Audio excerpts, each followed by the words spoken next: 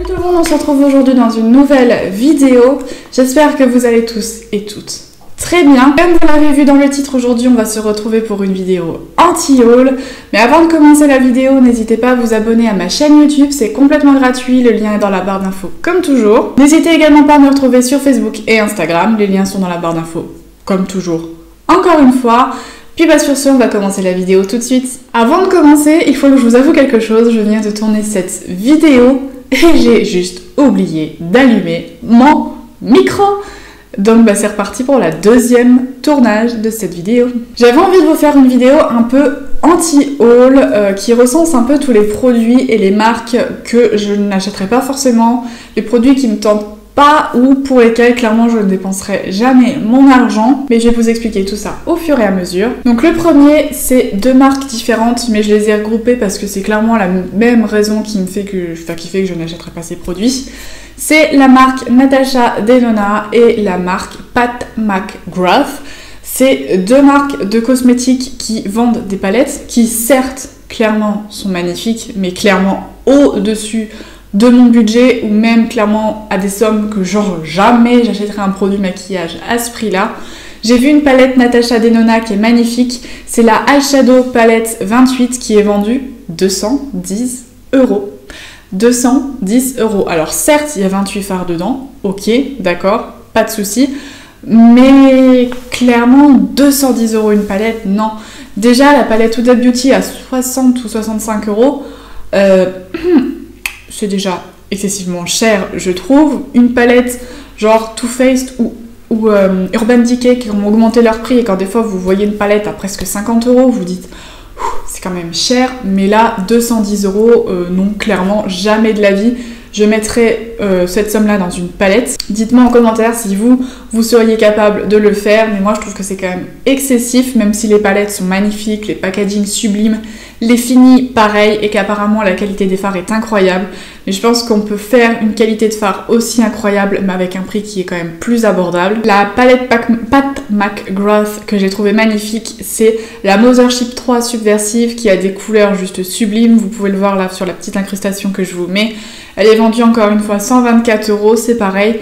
Il y a 10 fards à l'intérieur, donc quand vous rapportez au prix du fard, ça fait 12,50 €. Je sais qu'il y a des marques qui vendent les monobulles jusqu'à 20 €. Donc quand vous faites le rapprochement, vous vous dites que certes c'est moins cher.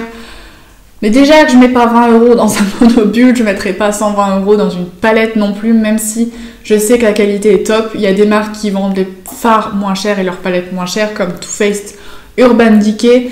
Et pour autant la qualité est top, même si je trouve quand même déjà que c'est bien assez cher pour une palette. Le produit suivant c'est de la marque Dior, c'est le Dior Lip Glow Oil. C'est une huile à lèvres brillante, nourrissante, qui est un peu teintée, qui va embellir les lèvres, les nourrir. Le packaging est magnifique, c'est vendu 36 € chez Sephora, c'est la marque Dior, je crois que je l'ai dit. C'est top, je sais que Noémie les utilise beaucoup, de la chaîne Noémie Makeup Touch. Le rendu sur ses lèvres est vraiment joli, c'est sublime. Mais moi, j'irais pas dépenser 36 € dans ce produit-là, tout simplement parce que ça reste tout simplement une huile à lèvres nourrissante. Je sais que d'autres marques en font avec des prix plus abordables, certes avec des packagings qui seront peut-être pas aussi beaux que les packagings Dior. Est-ce que vous seriez capable de mettre 36 € dans ce genre de produit? Je sais que forcément, oui, il y en a certaines d'entre vous qui vont répondre oui, c'est normal, mais en tout cas, je sais que moi, je sais pas, c'est pas le genre de produit qui va vraiment m'intéresser. À la limite, si c'est un très beau rouge à lèvres de la marque Dior, là, je peux réfléchir à deux fois. Si vraiment c'est un rouge à lèvres pour lequel j'ai un coup de cœur, que je sais que je vais porter beaucoup, là, je réfléchirai. Le produit suivant, c'est le fond de teint de chez Fenty Beauty, le Pro Filter, le fond de teint Pro Filter Matte Longwear, le fond de teint, enfin je crois qu'elle en a fait qu'un, je crois, de mémoire. Celui-là, à la base, je l'ai testé en janvier chez Sephora parce que je cherchais un fond de teint, j'en avais quasiment plus et je voulais un fond de teint et je voulais me faire plaisir avec un joli fond de teint, quitte à mettre 30 ou 40 € dedans parce qu'un fond de teint ça dure quand même un petit peu longtemps. Celui-ci coûte 34 €, donc à peu près dans le budget que je voulais mettre. Mais je l'ai testé sur ma main et là je me suis dit genre what? Il était épais, il marquait les plis, je trouvais qu'il asséchait la peau, donc là j'ai dit Non, non, non. Du coup, j'avais acheté, je crois, à cette époque-là, le Benefit, le Happy de Benefit, mais pas le tout petit, vous savez, celui en flacon en verre. Et celui-là, je sais pas, est-ce que c'était le testeur qui avait un défaut? Je sais que des fois, chez Sephora, ça arrive, avec la chaleur, tout ça, ça peut tourner. Et là, je sais pas, je suis pas fan. Je trouvais j'avais du mal déjà à trouver ma couleur. Elle a fait une gamme de couleurs qui est incroyable, Rihanna, donc ça, c'est top. Mais j'ai galéré à trouver ma couleur, et vu que je suis pas patiente, ça m'a un petit peu énervée. Et en plus de ça, je sais pas, ça m'a gêné le fait que ça soit épais et surtout que ça marque les plis parce que j'ai tendance à beaucoup avoir d'expressions quand je parle, vous voyez, et en général dès que le produit a tendance à filer, ça va filer dans tous mes petits plis et c'est pas le genre de truc que je préfère, donc du coup ce fond de teint là, je l'achèterai pas parce qu'il est pas pour moi. Ensuite de Huda Beauty, c'est l'anti-cerne Overachiever qui a l'air sympa, qui a l'air bien couvrant. Je l'ai testé aussi chez Sephora quand j'étais à la recherche d'un anti-cerne et j'avais acheté le Boeing Cakeless de Benefit à la place. Parce que j'avais testé celui de chez Huda Beauty sur ma main encore une fois et je l'avais trouvé assez épais. Alors certes il avait l'air très couvrant mais il avait l'air aussi un petit peu asséchant. Épais, et je sais que j'avais vu des revues où il était quand même assez compliqué à estomper. Il est vendu presque 30 €, alors c'est cher, mais encore une fois, je peux mettre ce prix-là si je sais que derrière j'ai une qualité d'anti-cerne, donc Huda, on sait que c'est de la qualité, mais je veux aussi être certaine que c'est un anti-cerne qui va me convenir et pas que c'est un anti-cerne que je vais porter 2-3 fois et que je vais laisser au fond de mon tiroir, parce qu'à 30 € là, ça fait un petit peu mal. 5 € on peut se dire bon, ça passe. Mais à 30 €, non, je veux être sûre que ce soit un produit qui soit fait pour moi. Et du peu que je l'ai testé, ça n'a pas l'air d'être l'anti-cerne le meilleur pour moi en tout cas. Dites-moi en commentaire si vous l'avez déjà testé, ce que vous en pensez et le fini qu'il a sur votre contour de l'œil, que je puisse avoir un petit peu d'autres retours. Le produit suivant, c'est une palette de la marque Tarte, c'est la Busy Gal Goals. C'est une palette pour les yeux et pour le teint. Il y a 9 fards pour les yeux et un blush, un illuminateur. C'est une palette qui coûte 42 € chez Sephora. Ça peut passer, c'est cher, mais ça passe encore si vous êtes une fan de maquillage comme moi. Mais je trouve que les teintes, c'est vu et revu. Je trouve que c'est des teintes qu'on a vues genre partout. L'illuminateur, c'est ce qu'on a vu partout. Le blush, c'est ce qu'on voit partout. Et les fards, c'est des teintes que j'ai déjà dans nombre de mes palettes Too Faced, Urban Decay, etc. Donc je sais pas.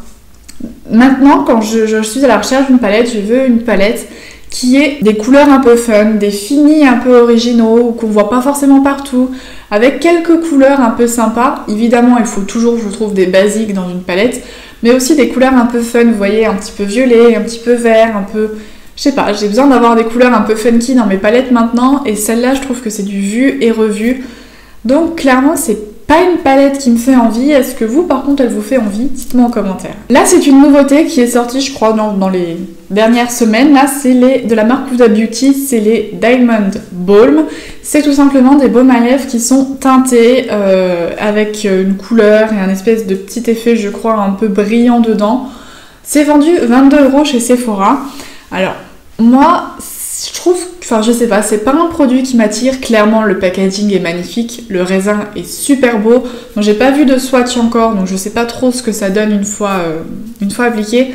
Mais 22 € dans un baume à lèvres, encore une fois ça m'embête.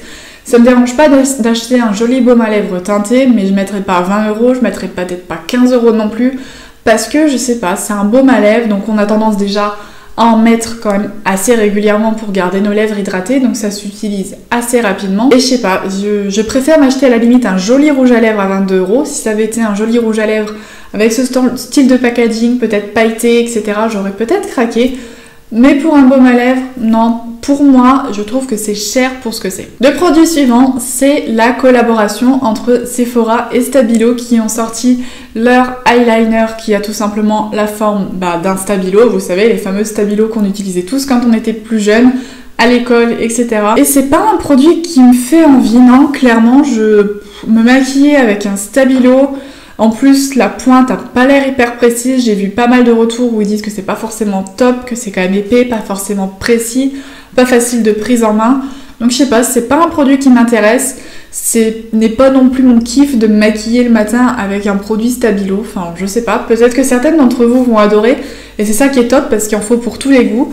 Mais moi, c'est Pas le genre de produit qui m'intéresse, c'est pourtant pas vendu excessivement cher, c'est vendu 8 €, donc niveau prix clairement c'est abordable, mais je suis pas fan, je sais pas. Peut-être que si je le testais, je dirais ouais c'est génial, je l'adore, je peux plus m'en passer. Mais en tout cas, le packaging là tel qu'il est, je sais pas. Peut-être que s'ils avaient fait le packaging un peu plus fin, peut-être que j'aurais plus apprécié, mais là je sais pas, je trouve que, je sais pas. Dites-moi en commentaire si vous trouvez ça sympa ou joli, mais moi je sais pas, j'ai du mal à me dire que je me maquillerais avec du maquillage Sephora X Stabilo. De la marque Benefit, c'est les rouges à lèvres de la gamme They're Real. Vous savez, le maquillage, le rouge à lèvres avec le contour qui est intégré. C'est des rouges à lèvres qui sont pas tout nouveaux chez Benefit, mais c'est des rouges à lèvres que j'ai déjà regardé, hein, parce que quand c'était sorti, ça m'avait un peu intriguée. Mais je sais pas, je suis pas hyper fan. Je trouve que les deux couleurs sont quand même très différentes. Enfin, vous savez, il y a un gros contraste, je trouve, entre la couleur foncée et claire. J'ai peur qu'en l'appliquant, ça fasse trop démarqué et pas assez fondu. En plus, quand vous faites au niveau de l'arc de Cupidon, enfin la lèvre supérieure, ça doit être assez facile à utiliser, mais en bas, il faut retourner le rouge à lèvres. Je pense pas que ça doit être hyper facile à utiliser. Enfin, en tout cas, c'est peut-être juste moi, hein, c'est peut-être juste une idée. Mais je sais pas, je suis pas hyper fan. Je trouve. Enfin, les couleurs, c'est pareil, elles m'ont pas vendu du rêve quand je les ai vues. Je sais pas, c'est vendu 23 €. Bon, pour du Benefit, c'est à peu près les prix, donc c'est pas un souci. Mais je sais pas, le produit m'a jamais vraiment vendu du rêve. Le packaging, je trouve pas si joli que ça. Enfin, je sais pas. Et enfin, la dernière chose que je n'achèterai pas, c'est le maquillage Crayola. Oui, Crayola a sorti du maquillage. J'ai découvert ça dans une des vidéos de Sana. Mais je sais pas, au début, quand elle a montré du maquillage Crayola, je me suis dit... c'est une blague? Non, Crayola peut pas avoir fait ça. Et en fait, si, Crayola a sorti une gamme de maquillage qui reprend vraiment les packaging Crayola. Elle a montré un petit peu, en plus, ça n'a pas l'air ouf. La palette est clairement pas pigmentée. Il y a certains crayons qui sont pigmentés, d'autres moins. Mais je sais pas, Alors, certes, NYX a sorti, vous savez, c'est Jumbo il y a maintenant quelques années. Ça peut ressembler un petit peu, donc voilà. Mais je sais pas, rien que psychologiquement me dire que c'est la marque Crayola, je sais pas, je suis pas fan. Il y a de plus en plus de marques de maquillage qui sortent et c'est bien, il y en a pour tous les goûts, pour tous les styles, de toute façon il en faut pour tout le monde. Mais je sais pas, je trouve qu'il y a des moments où il faut quand même faire attention parce que je sais pas, du Crayola, je sais pas, moi je me demande un peu ce que ça fait là. Alors il y a eu forcément une étude de marché qui a été réalisée, mais je sais pas. Me maquiller avec du maquillage Crayola, j'aurais l'impression de retourner en enfance, donc peut-être que j'aurais l'impression de rajeunir. Mais je sais pas, je suis pas hyper fan. Non, encore une fois, c'est peut-être juste psychologique, mais dites-moi en commentaire si vous maquilleriez avec ce genre de produit, mais je sais pas. En plus, le pire, c'est que la qualité a pas l'air ouf. Si encore la qualité était genre incroyable, on pourrait peut-être se laisser tenter, mais en plus, là, la qualité a pas l'air ouf. Donc on se pose quand même un peu des questions. Donc voilà, la vidéo est terminée. N'hésitez pas à me dire si vous avez déjà testé certains des produits que je vous ai dit que je n'achèterai pas et ce que vous en pensez. Et n'hésitez pas à me dire vous quelles sont les marques ou les produits pour lesquels vous ne dépenseriez clairement pas votre argent. Dites-moi tout ça que je puisse avoir un peu d'autres idées. J'ai encore une autre liste de produits que clairement je n'achèterai pas, de produits de marque. J'ai pas tout mis dans cette vidéo parce que je voulais pas que la vidéo dure 3 heures déjà, que j'ai tendance à parler un peu trop. Donc je vous ferai sûrement une version numéro 2, dites-moi en commentaire si ça vous plairait. Et puis sur ce, je vous fais plein de gros bisous et on se retrouve la semaine prochaine dans une nouvelle vidéo. Bye!